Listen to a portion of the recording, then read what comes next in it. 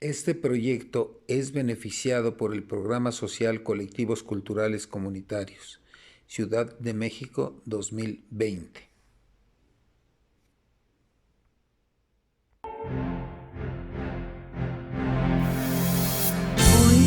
Hoy conocí un lugar donde la gente murió.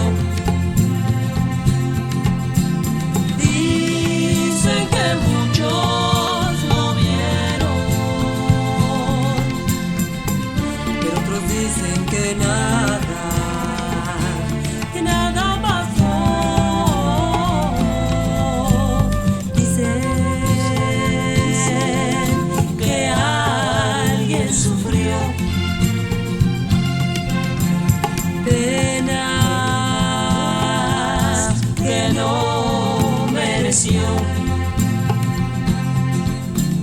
Dicen que muchos lo vieron, pero otros dicen que nada pasó. ¿Quién ordenó que las balas cruzaran los aires?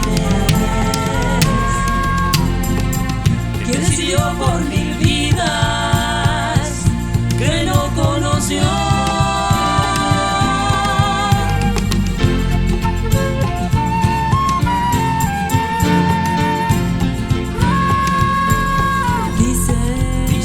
Dicen que alguien atacó.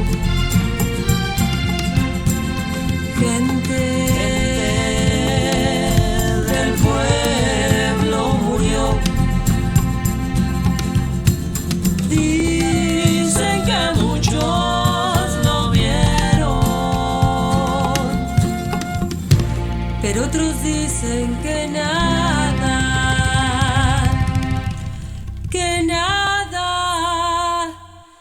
pasó.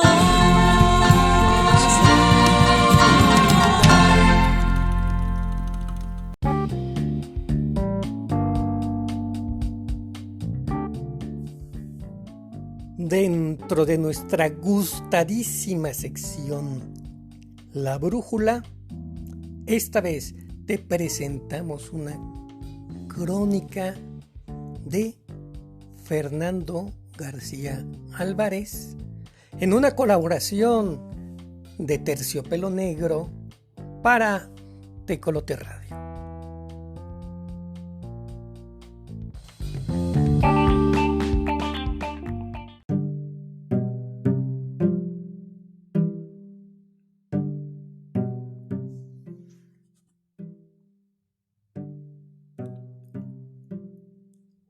Bitácora Literaria, tu revista radiofónica.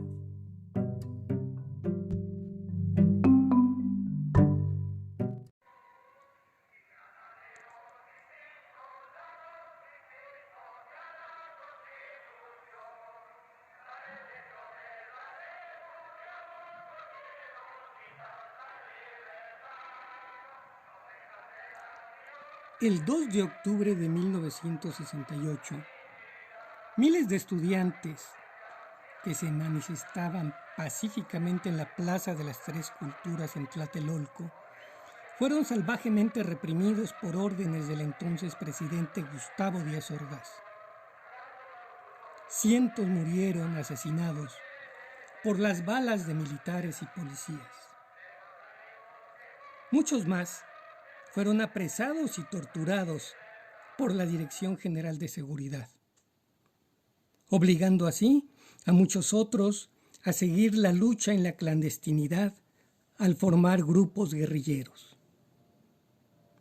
Esto yo lo sabía porque un tío que había sido estudiante en el Politécnico estaba allí esa tarde y pudo escapar salvando milagrosamente la vida. Él lo contaba casi en secreto en algunas pláticas familiares. Tiempo después, Cuando ingresé a estudiar la secundaria, una compañera me proporcionó a escondidas el libro La noche de Tlatelolco de Elena Poniatowska. Los testimonios del libro me hirieron profundamente, llenándome de rabia por el triste destino de esos muchachos que tuvieron el valor, la osadía de exigir libertad a un gobierno totalitario.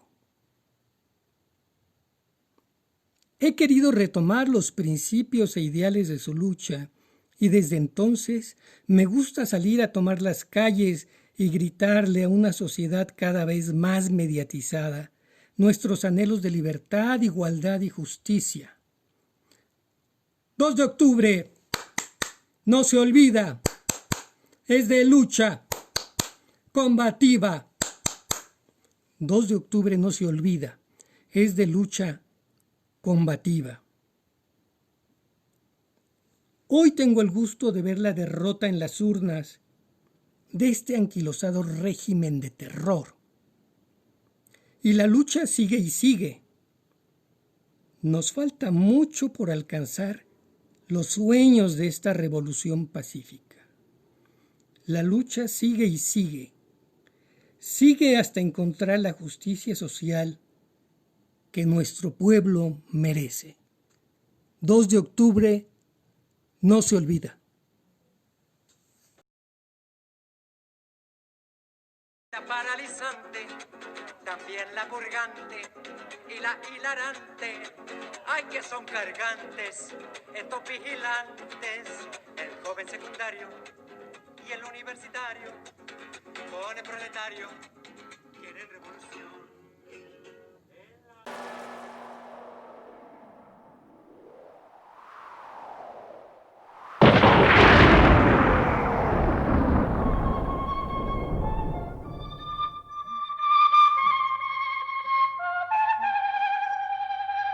Cuentan que los pajarillos callaron sus trinos para no cantar. Cuentan que la golondrina emigró temprano para no mirar. Porque al cruzar nuestra ciudad vieron la sangre de un niño cubriendo de rojo su plaza ancestral. Vieron la sangre de un niño cubriendo de rojo su plaza imperial. La sangre hace costraduras, no se derrite con llanto, ni se limpia con lamentos, ni con lágrimas se lava. Oiga lo que estoy diciendo, no me importa que se azore, levántese, tome un arma, haga algo, pero no llore, haga algo, pero no llore.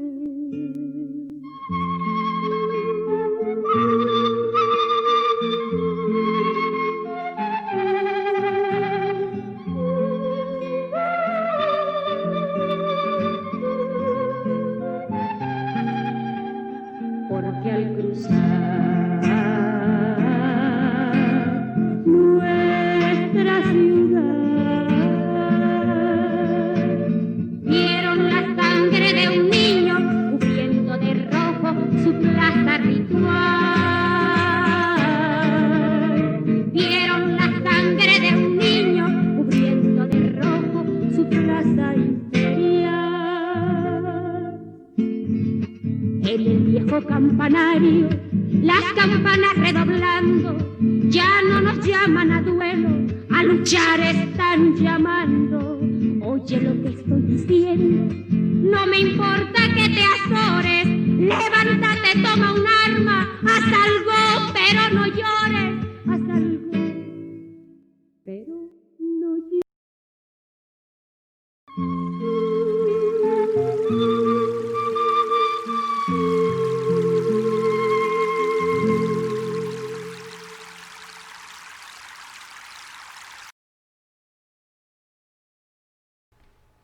Coordenadas. En esta ocasión, bajo la responsabilidad de Alejandro López Ángeles. El 2 de octubre y sus coordenadas literarias. El movimiento estudiantil de 1968. Hablar de él implica echar mano de las distintas miradas que lo han abordado, desde la literatura, el periodismo, la academia. Son muy comunes y mayormente conocidos algunos títulos y pensadores que se han ocupado de él. Entre ellos podemos mencionar la obra de Gilberto Guevara Niebla, Los días y los años, la muy conocida de Elena Poniatowska, La noche de Tlatelolco. Armando Bartra también se ocupa de él en un trabajo que titula 1968, El Mayo de la Revolución. El ingeniero Alberto Castillo hace lo propio con un trabajo que denomina Breve análisis sobre el movimiento estudiantil, y Sergio Cermeño tiene la obra México, una democracia utópica. Sin embargo, abordar, comentar, acercarnos al movimiento estudiantil del 68 también tiene otras aristas que son poco conocidas. En esta ocasión queremos referirnos al contexto previo en el que existía durante el estallamiento de esta movilización. Y para ello queremos referir la carta que Genaro Vázquez Rojas envía al movimiento. Vamos a dar lectura a algunos párrafos de la misma carta, que es muy extensa. Dice así: a los estudiantes, Campamento Revolucionario José María Morelos y Pavón, Montañas del Sur de Guerrero, 1 de agosto de 1968. Compañeros estudiantes, naturalmente, como todo el pueblo de México, a la Asociación Cívica Nacional Revolucionaria, organismo popular que represento, expresa su repudio a la agresión gubernamental y su pleno apoyo a las demandas estudiantiles. Hoy son las grandes masas de nuestros compañeros los estudiantes quienes con su combate revolucionario reiteran que la política de explicación proimperialista de la oligarquía dominante es contraria a los intereses de las mayorías populares que reclaman la aplicación de una política de progreso, bienestar y de plena liberación para las mayorías del pueblo. De nuestra parte, los obreros, campesinos, estudiantes, intelectuales progresistas y las grandes masas trabajadoras del pueblo, también debemos entender que los campos se han deslindado en definitiva, que la libertad y el progreso de las mayorías populares no los garantizan ni los darán nunca los capitalistas y terratenientes feudales, aliados del imperialismo norteamericano que nos gobiernan, y que es tiempo ya de crear nuestra propia dirección política revolucionaria, que nos lleve al triunfo en nuestra aspiración de un orden de vida más justo y de plena libertad, mediante la revolución democrática, antiimperialista y antifeudal. Adelante, estudiantes de México, seguid vuestra justa lucha. El pueblo está con ustedes en sus propósitos revolucionarios hasta lograr la liberación de México y una patria nueva o morir por ella. Con saludos revolucionarios, Genaro Vázquez Rojas.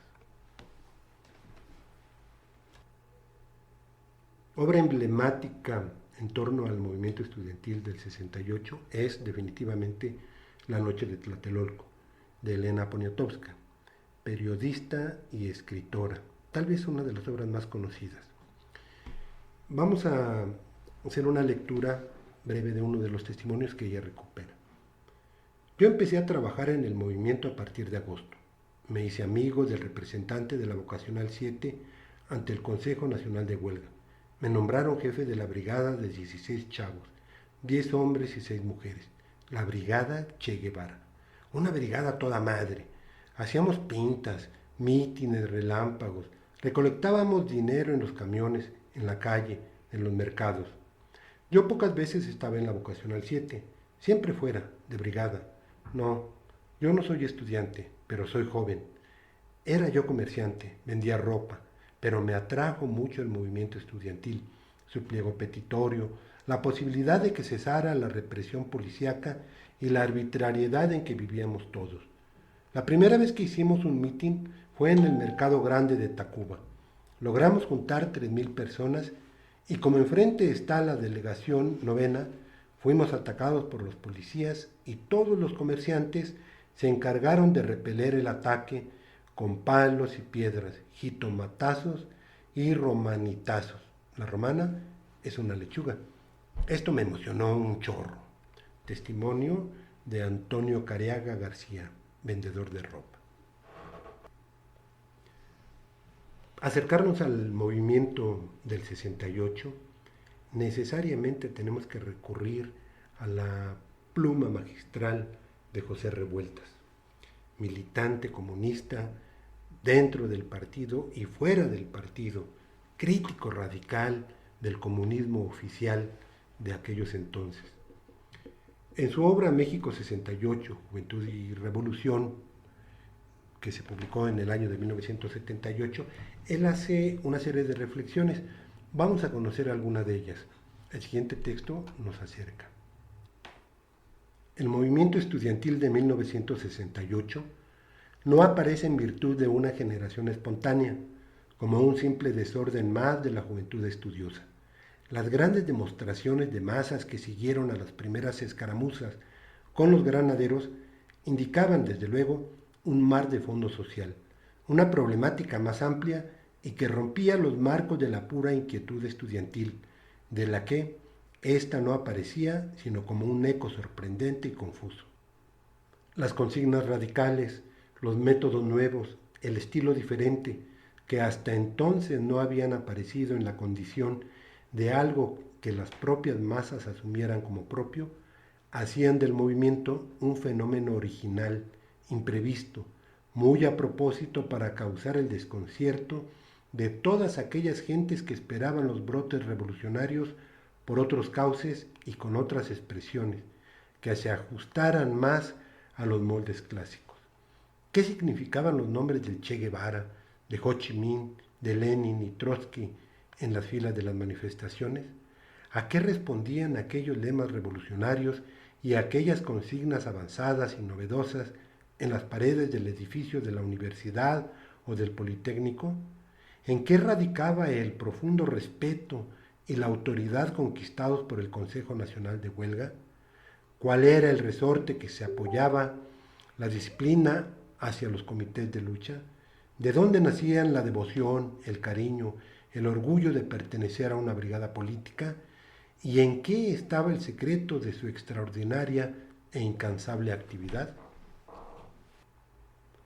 Estas preguntas, muchas de ellas, aún siguen abiertas y han sido el motor para el trabajo de análisis y para la creación literaria de algunos otros, tanto participantes del movimiento como quienes a la distancia se ocuparon de él. Este es el caso de Paco Ignacio Taibo II. En su obra 68, publicada en el año 2006, él hace una remembranza y procura hacer un balance. Algunos de sus párrafos nos dan luz en torno a este trabajo. Dice: hoy el movimiento de 68 es un fantasma mexicano más, de los muchos fantasmas irredentos e insomnes que pueblan nuestras tierras. Puede ser que este fantasma, por joven, aún goce de buena salud y acuda normalmente al auxilio de nuestra generación cada vez que se apela a su presencia. San Francisco de Asís de nuestras dudas, San Che Guevara de nuestras emociones, San Philip Marlowe de nuestras pesquisas, Santa Jenny Fonda de nuestras ansiedades. El 68 parece no solo haberse instalado en la fábrica de nostalgias que opera en nuestras cabezas, compartiendo lugar y tonadas con Leonard Cohen y los poemas de Blas de Otero, sino que produjo gasolina épica para alimentar 20 años de resistencias, nos conservó tercos en territorio de sumisiones, nos puso en la boca el no, y me vale madres, pase lo que pase, centenares de veces, nos alimentó decenas de desempleos, nos dejó andar por el mundo vendiendo nuestra fuerza de trabajo y la menor parte posible de nuestras almas. Nos protegió de las tentaciones del poder, nos alejó del beso envenenado del Estado mexicano. O por lo menos nos creó la referencia inevitable y útil para el orgullo, la culpa y la comparación.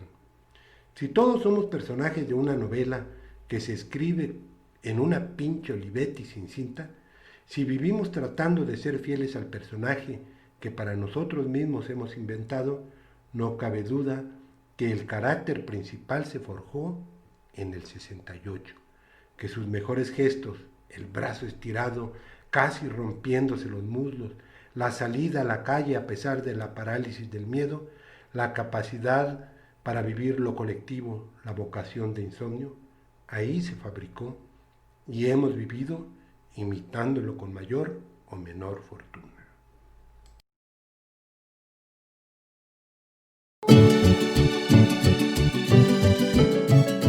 Para que nunca se olviden las gloriosas Olimpiadas, mando matar el gobierno a 600 camaradas. Ay, plaza de Tlatelolco, cómo me duelen tus balas. Son 600 esperanzas a traición arrebatadas. ¿Cómo harán los granaderos cuando lleguen a sus casas?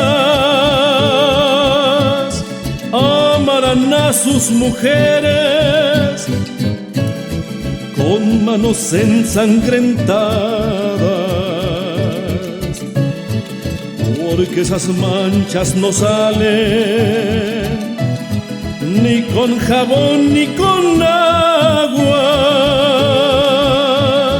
Te pregunto, granadero, ¿cómo has pensado lavarlas? Los estudiantes caminan con la verdad en la mirada.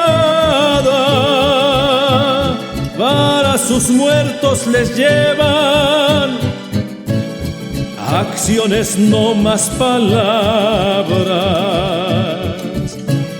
Nada podrá detenerlos, ni las flores ni las balas. A pesar de estar tan lejos, se escuchó aquí la descarga de esos valientes soldados que mataban por la espalda. Para que nunca se olviden de esta tierra mexicana, mando matar el gobierno a 600 camaradas.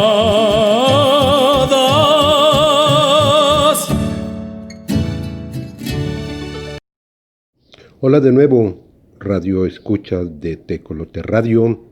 En nuestro programa Bitácora Literaria, el segmento que denominamos Naufragios, se plantea recuperar del ninguneo, del mar del olvido, una serie de obras que precisamente guardan el silencio de los olvidados.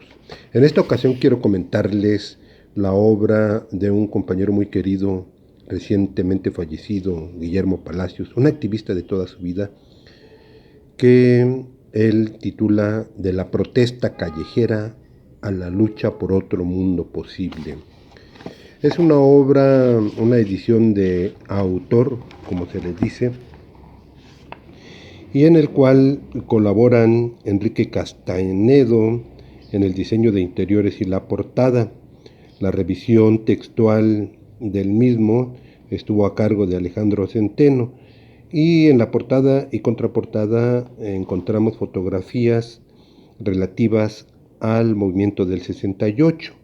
En la portada tenemos politécnicos en Ciudad Universitaria y camiones del IPN y de la UNAM, y la descubierta de la Escuela Nacional de Ciencias Biológicas en la contraportada.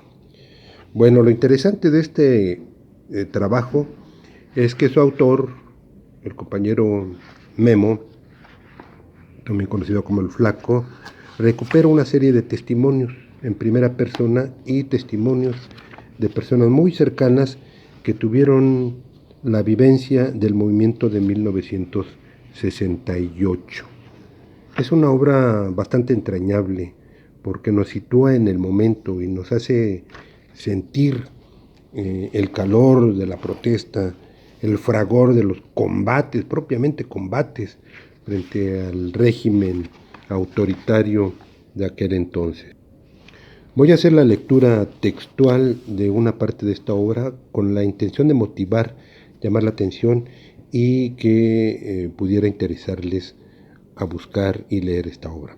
Dice así: Memo.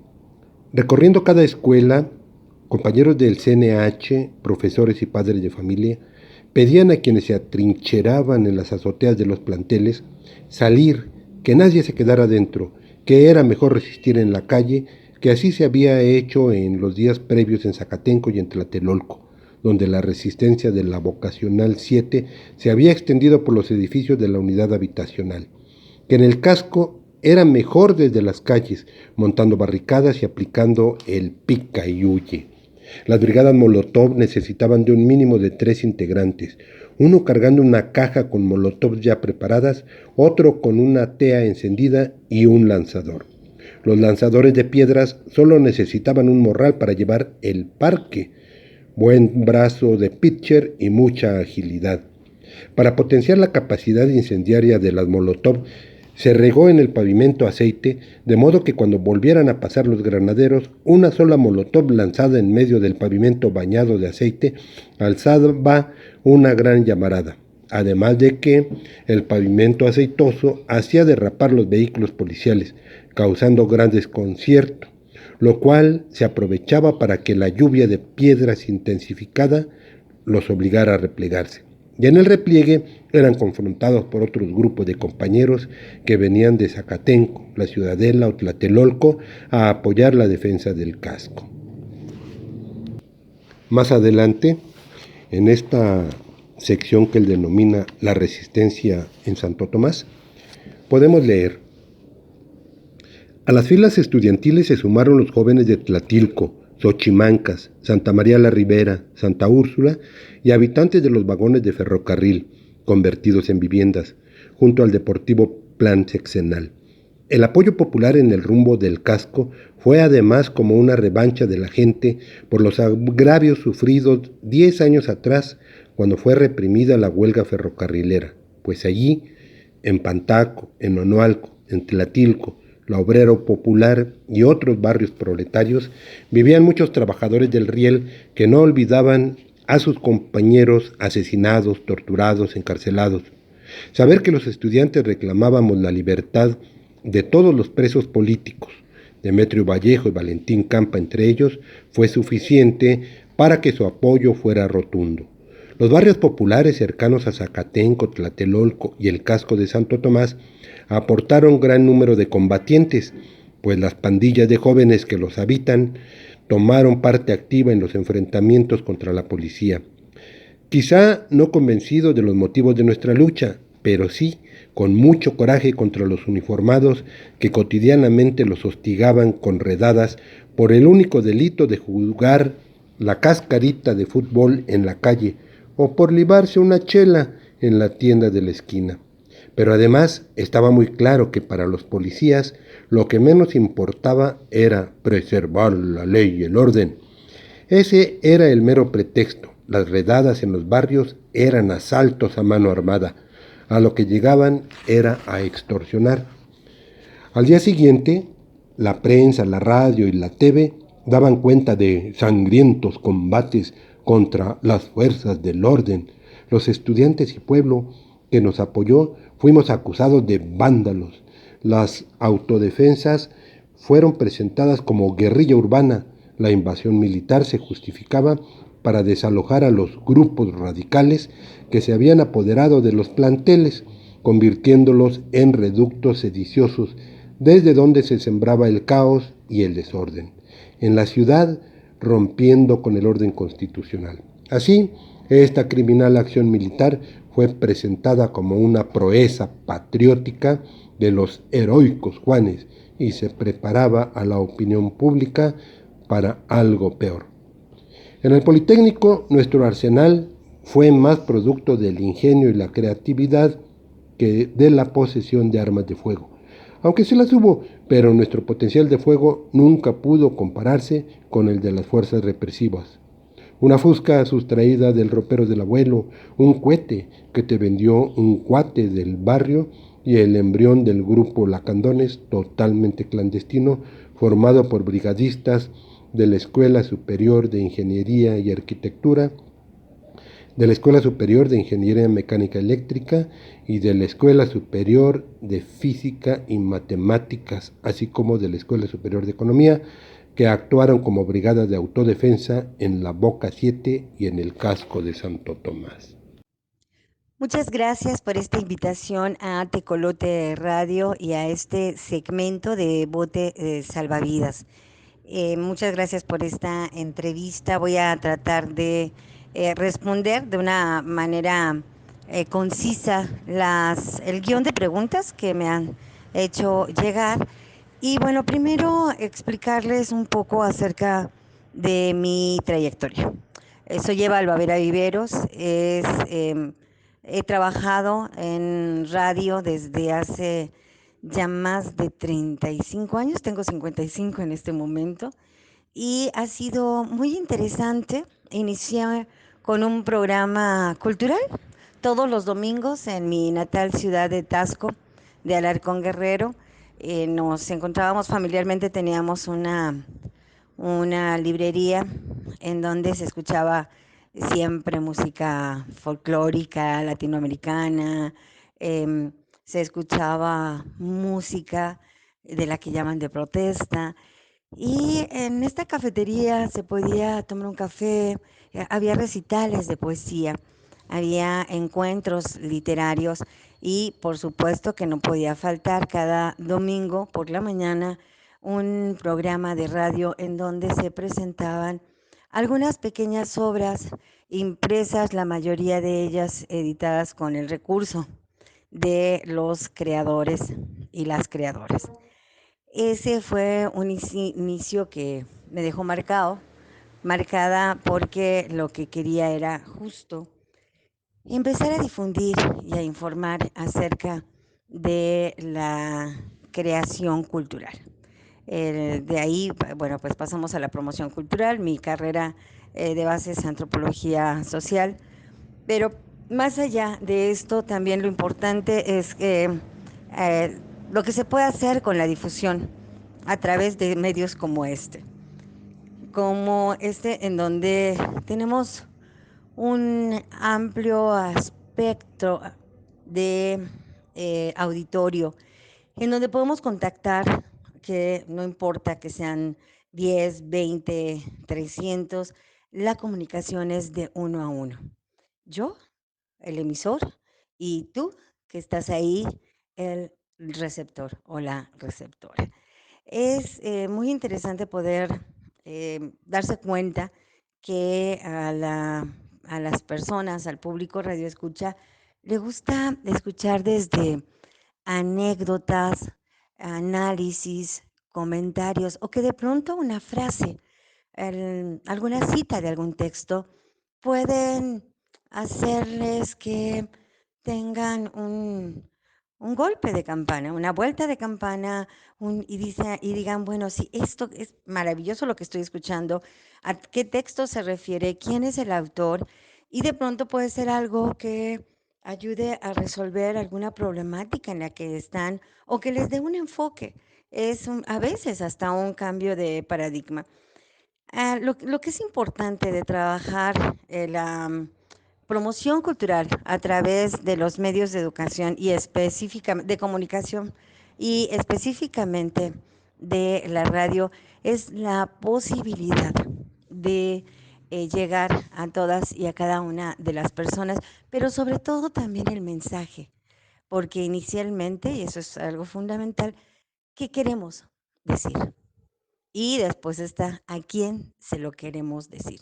Si tenemos claro el mensaje, si lo que queremos es ser un vehículo para que las personas puedan recibir la información acerca de los creadores y las creadoras culturales, a eso nos vamos a dedicar, a hacer una selección que generalmente pues no es arbitraria, es una selección de textos o de personalidades, de creadores y creadoras que nos gusta. Entonces hacemos esta selección con la cual nos sentimos identificados, identificadas, y tenemos una línea. No importa que nos guste la poesía o nos guste que nos guste cualquier tipo de literatura, lo importante es que podamos transmitir no nada más de qué se trata, sino la emoción que embarga el poder tener ese contacto con la letra, con la palabra escrita. A lo largo de los años que he estado en los medios de comunicación me he dado cuenta que pueden cambiar muchas cosas, los medios en los cuales nos estamos dirigiendo a ustedes. Yo empecé en una radio pública, privada, después a una pública, después a otra privada. Ahorita me encuentro en un medio electrónico y lo que no cambia es la avidez y a veces la necesidad de quien está del otro lado de escuchar algo que le llama la atención. De una forma breve podemos nosotras difundir lo que nos gusta, un mensaje, una idea, incluso a veces si leemos algún texto, alguna narración, bueno, pues podemos darnos cuenta de que podemos crear imágenes, visualizaciones con la palabra escrita. Es para mí fundamental el tener el deseo de difundir, de preservar la palabra escrita. Ha sido, por lo menos en mi vida, una parte fundamental. En algunas ocasiones también he grabado algunos relatos o algunos poemas que en algún momento me han dejado satisfecha y bueno, lo he compartido con grupos de amigos, así como de pronto hacemos una edición de un texto propio con nuestros recursos. Bueno, pues también algunas grabaciones con recursos propios. Lo importante es poder difundir esto que nos gusta, poder compartirlo y poder estar cerca de la persona que nos está escuchando o de las personas que nos está escuchando, porque no importa que sean 10, 20, 30, esta comunicación es de uno a uno. Es de mí que estoy emitiendo a ti que me estás escuchando. Muchísimas gracias, ha sido un placer estar en este espacio. Les deseo todo lo mejor, mucha continuidad y sobre todo mucha difusión y muchísimo éxito. De nuevo, muchas gracias.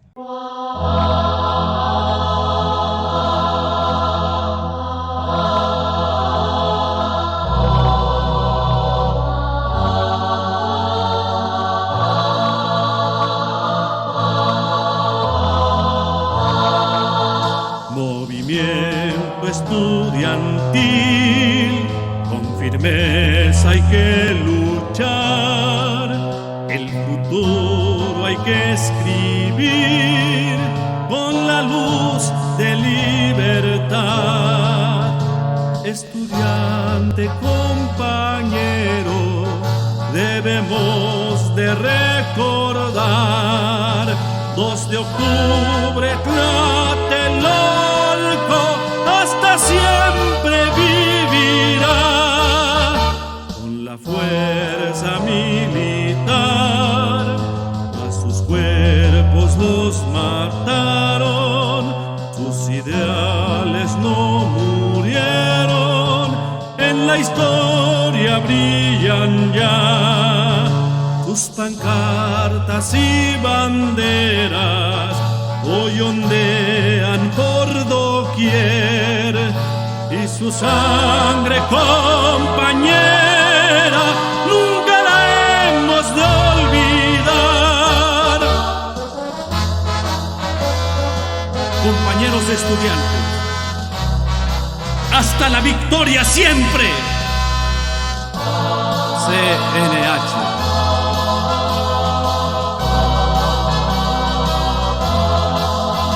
Movimiento estudiantil, con firmeza hay que luchar, el futuro hay que escribir con la luz de libertad.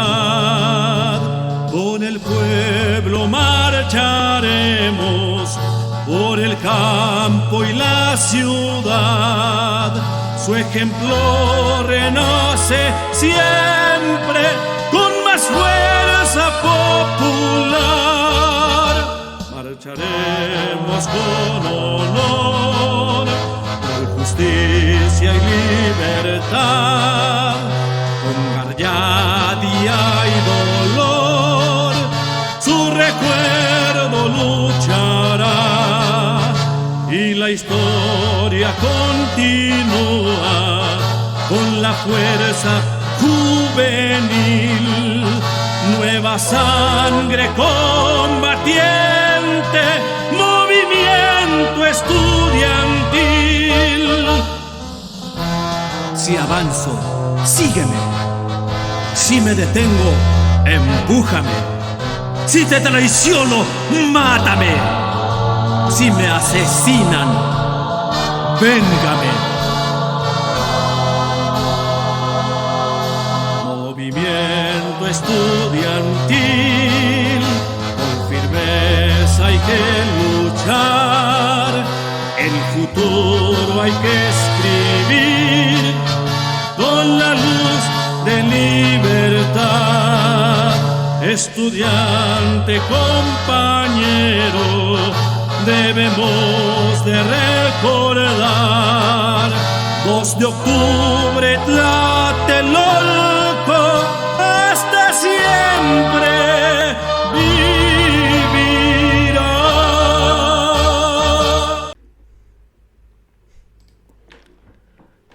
Huehuetlatoyi de Quetzales, literatura indígena por Esli Guzmán. Huehuetlatoyi es un término náhuatl que significa los dichos de los antiguos, en alusión a una colección de códices referentes a la cosmovisión indígena. Y en cuanto al término de Quetzales, refiere a un ave de hermoso plumaje, de modo que, al asociar ambos términos, se apunta a sugerir que tales dichos son, ante todo, de un matiz estético, literario en lo que atañe a la evocación de la palabra Quetzal. Hoy compartiré con ustedes un relato mítico de las tribus yaqui, que es un excelente preludio a la cercana fecha del 12 de octubre.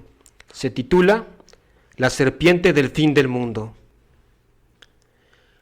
En una época inconcebiblemente remota, cuando aún el águila Dios no había hablado con su pueblo acerca del islote que sería su morada, ni del poderoso imperio que ahí edificarían, se cuenta que entre los 8 pueblos yaqui se levantaba el árbol de los vaticinios. Cetrina era la corteza del árbol, y su extraña voz salía del quebradizo follaje como el malicioso crepitar de la garganta de un anciano brujo. El árbol había predicho a las tribus la fatídica llegada de la serpiente del fin del mundo. Hombres valientes de las 8 tribus se apostaron en las proximidades de los senderos para acechar a la serpiente, que era de color rojo. Y del norte la vieron aparecer, arrogante y monstruosa.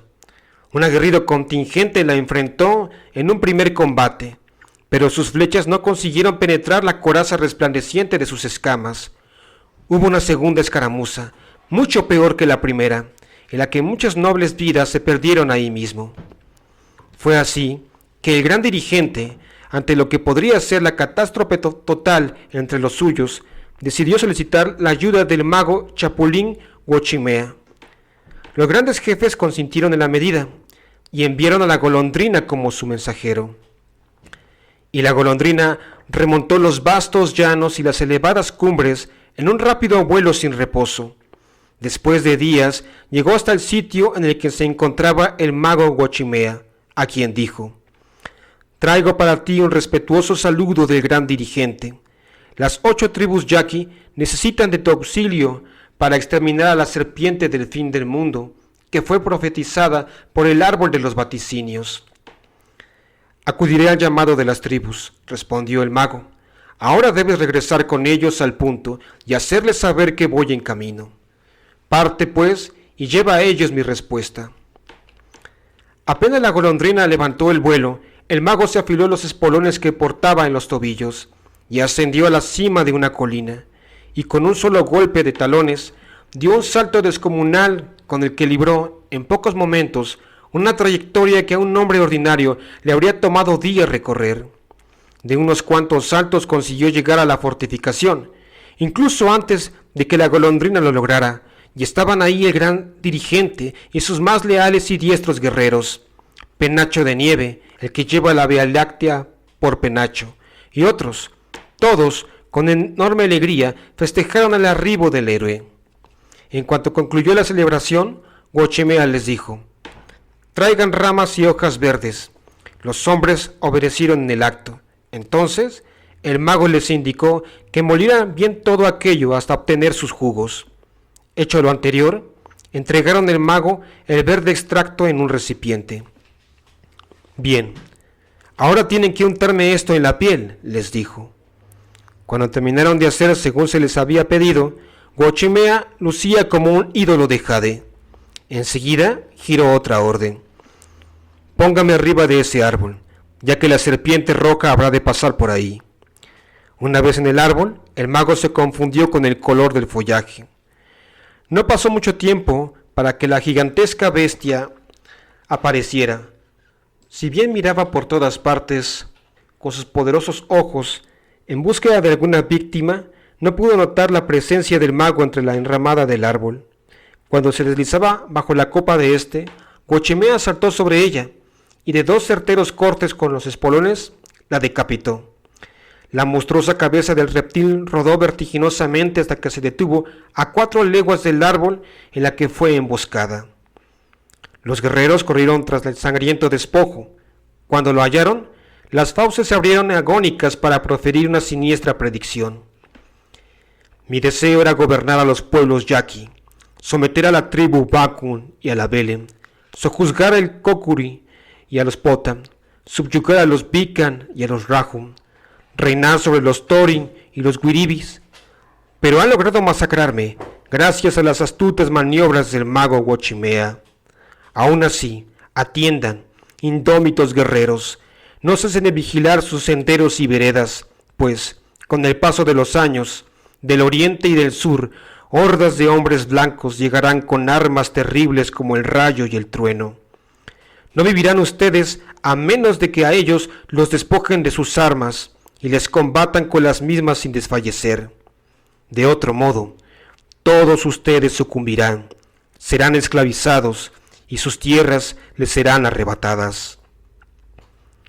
Dicho esto, la cabeza de la serpiente se convirtió en piedra. Y, en efecto, como lo advirtiera la serpiente del fin del mundo, los hombres blancos llegaron, pero el pueblo yaqui les esperaba, y les han combatido desde entonces, con sus propias armas. Hola, muy buenas tardes. Soy Esli Guzmán y les presento las efemérides de esta semana. 2 de octubre, 1993. Fallece Elías Nandino a los 93 años, poeta mexicano de origen jalisciense, de prolífica trayectoria especialmente en el ámbito de la lírica. Recibió varios premios, de los cuales destacan el Premio Nacional de Literatura y el Premio Nacional de Poesía Aguascalientes. 3 de octubre, 1714. Se publica la Real Cédula por la que se constituye la Real Academia Española. 5 de octubre.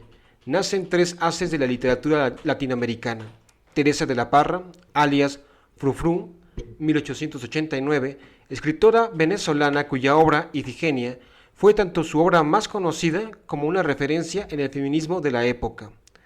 Juan Jacobo Bajarlía, 1914, literato argentino que tuvo una incursión interesante en el género de la ciencia ficción latinoamericana. Y José Donoso, 1924, intelectual chileno que escribió El obsceno pájaro de la noche, una de sus obras tan conocidas que el mismo Harold Bloom la considera parte del canon de la literatura occidental del siglo XX. 6 de octubre. Nacen dos grandes, el escritor puertorriqueño Manuel Antonio Alonso Pacheco, 1822, pionero del romanticismo antillano que dio a luz El Jíbaro, cuadro de costumbres de la isla de Puerto Rico, su máxima obra con la que se indica la apertura de una literatura propiamente puertorriqueña. Y Martín Luis Guzmán, 1887, premier escritor, periodista y diplomático mexicano, oriundo de Chihuahua, autor de la célebre novela La sombra del caudillo, novela histórica del periodo revolucionario. 7 de octubre, 2010, el novelista peruano Mario Vargas Llosa recibe el Premio Nobel de Literatura por su cartografía de las estructuras del poder y sus imágenes mordaces de la resistencia del individuo, su rebelión y su derrota. 8 de octubre. Muere el argentino Ricardo Giraldes, 1927, escritor de poemas, cuentos y novelas de las cuales sobresale Don Segundo Sombra. Por otra parte, nace en 1921 Jaime Sáenz Guzmán, poeta boliviano, artífice de los talleres Krupp y creador de magníficos textos como el poemario lúdico de El Escalpelo. 9 de octubre. Natalicio de Mario de Andrade, 1893. Distinguido escritor brasileño, modernista, de obra prolífica tanto en la poesía, cuento, crónica, libreto de ópera, ensayo, musicología y novela. Una de sus mejores narraciones, que se adaptó al cine, teatro e inspiró en el 2008 a Yara Reno 13 canciones, fue Macunaíma. 10 de octubre, conmemoración del nacimiento del escritor boliviano Nathaniel Aguirre, cuya novela Cochabamba, Memorias del último soldado de la independencia, mejor conocida como Juan de la Rosa, se le considera ser una obra insigne del periodo republicano. Asimismo, Menéndez y Pelayo, escritor y filólogo español, calificó tal obra como la mejor novela hispanoamericana del siglo XIX. Por otro lado, fallece Bernardo Canal Feillo, escritor argentino que por su obra Ensayo sobre la expresión popular artística en Santiago de Estero recibió el premio de la Comisión Nacional de Cultura en 1938. Estas fueron las efemérides de la primera semana de octubre. Que tengan una bonita tarde. Gracias.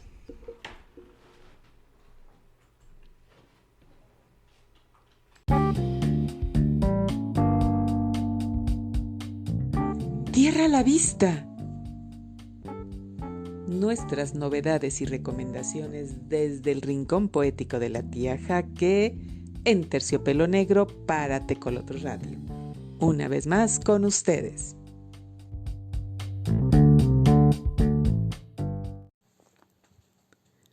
Hoy tengo entre mis manos un libro. La firma de propiedad que solía asentar en cada una de mis nuevas adquisiciones literarias data de 1991, es decir, hace casi 30 años. Hoy no es una novedad para muchos, sin embargo, para otros seguramente será el gran descubrimiento, la tierra a la vista. Para presentarles al autor, quiero compartirles antes lo siguiente.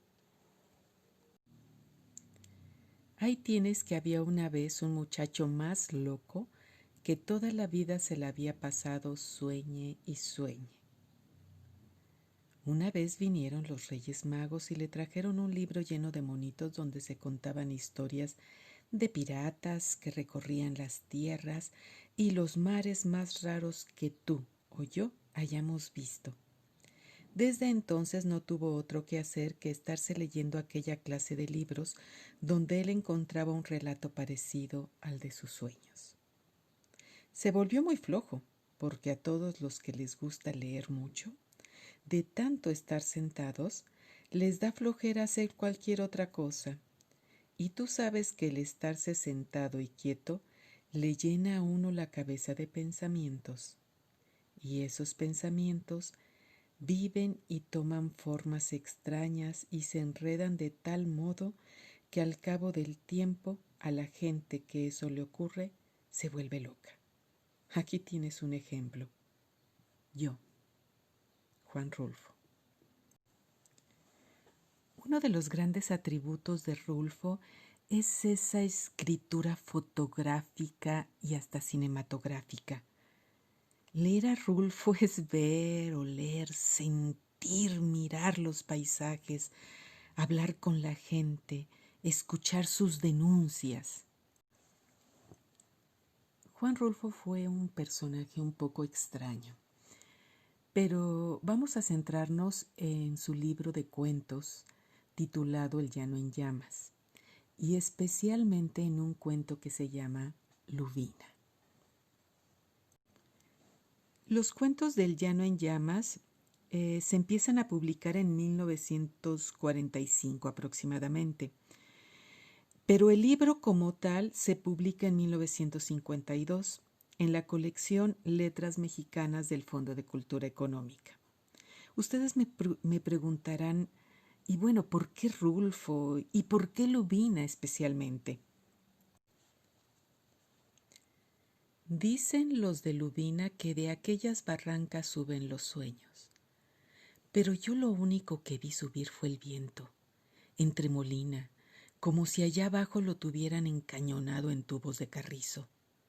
Un viento que no deja crecer ni a las dulcamaras, esas plantitas tristes que apenas si pueden vivir un poco untadas a la tierra, agarradas con todas sus manos al despeñadero de los montes. Solo a veces, allí, donde hay un poco de sombra escondido entre las piedras, florece el chicalote con sus amapolas blancas, pero el chicalote pronto se marchita.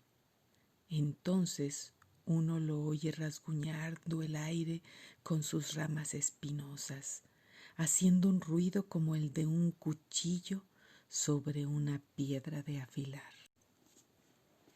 Dicen los de allí que cuando llena la luna, ven de bulto la figura del viento recorriendo las calles de Lubina, llevando a rastras una cobija negra.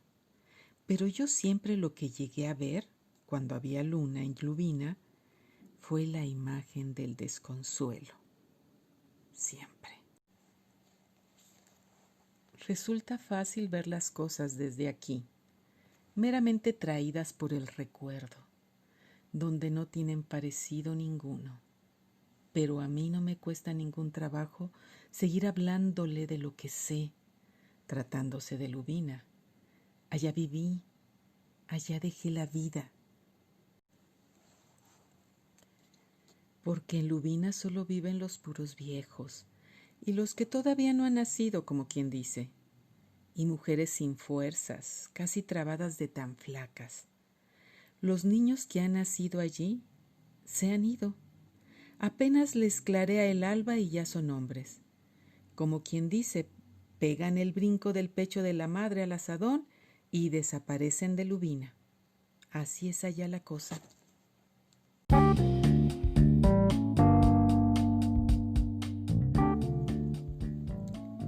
Algunos de los cuentos de Juan Rulfo los puedes encontrar en la red de manera gratuita.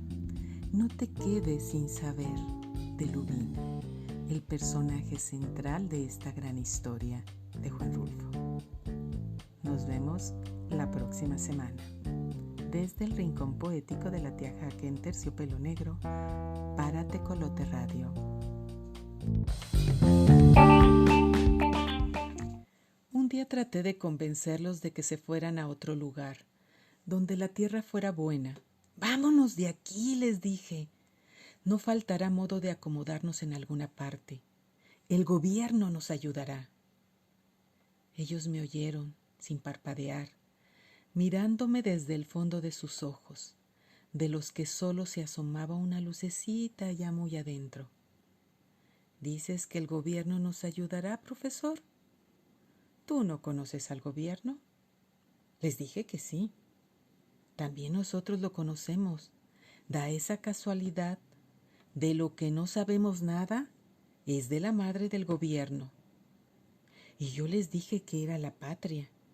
Ellos movieron la cabeza diciendo que no, y se rieron. Fue la única vez que he visto reír a la gente de Lubina. Pelaron sus dientes molenques y me dijeron que no, que el gobierno no tenía madre.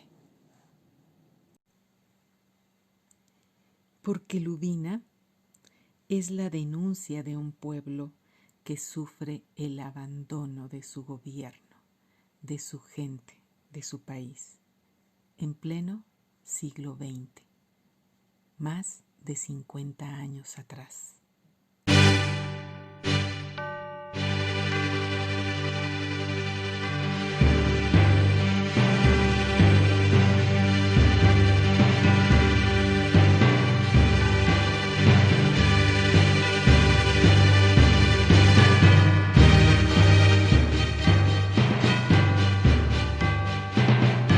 Honraré a los caídos luchando, Tlatelolco no fue su final. Un glorioso vivir tendrán cuando construyamos una nueva sociedad. Abolir para siempre queremos un sistema en que la explotación que del hombre por el hombre se hace, no respeta ya la humana condición. Honraré a los caídos luchando, no conozco sus nombres y sé que por nombre podría darle a muchos el glorioso y bello nombre del Che. Yo también me incorporo a las filas del que lucha contra la opresión, del que lucha contra la injusticia de un sistema de ignominia y corrupción. Honraré a los caídos luchando, Tlatelolco no fue su final, porque habrán de vivir en el triunfo del que lucha por la nueva sociedad. Adelante, adelante, marchemos, cada vez con cautela mayor, en la escuela, en el monte, en el pueblo, movimiento estudiantil, contigo estoy, movimiento estudiantil, contigo estoy.